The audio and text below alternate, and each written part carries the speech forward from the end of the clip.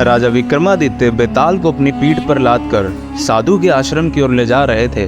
तब बेताल ने राजा से पूछा, क्या तुम्हें जंगल में डर नहीं लगता?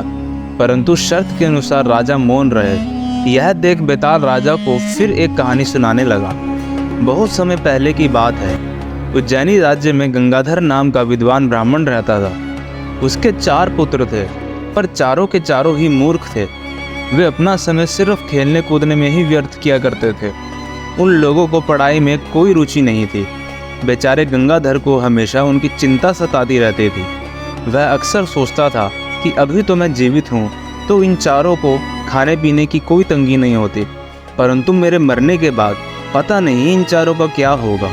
एक दिन गंगाधर ने अपने बेटों को बुलाकर कहा, मैं तुम सबके लिए बहुत परेशान रहता हूँ। कल जब मैं नहीं रहूँगा तो तुम सबका क्या होगा? तुम चारों की देखरेख करने वाला भी कोई नहीं होगा। यह कहकर उसने अपने बेटों को समझाया कि तुम्हें सही समय पर शिक्षा प्राप्त कर लेनी चाहिए, वरना बाद में पछतावे के सिवा कुछ भी हाथ में नहीं रहेगा।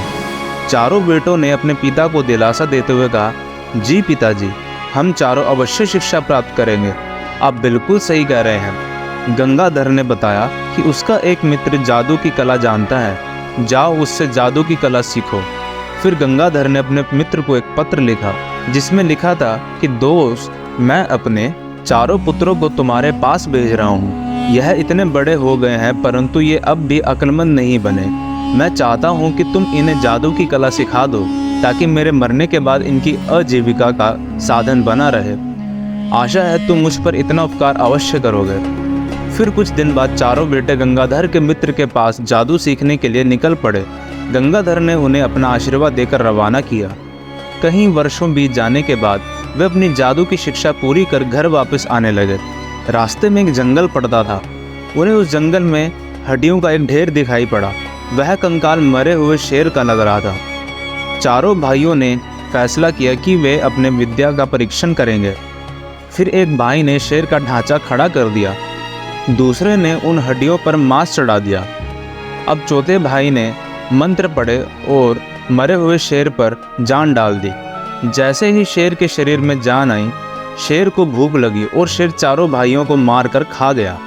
ये कहानी सुनाकर बेताल ने कहा, बता राजा विक्रम, उन चारों भाइयों में सबसे बड़ा मूर्ख कौन था?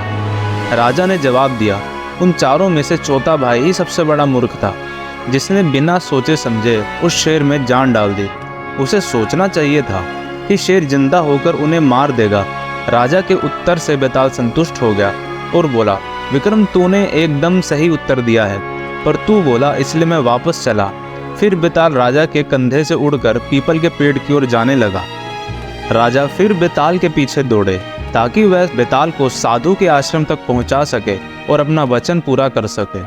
तो यह था कहानी का एपिसोड 5। अगली कहानी सुनने के लिए हमारे चैनल को सब्सक्राइब करके बेल आइकन दबाएं ताकि आप कहानी से वंचित न रह जाएं।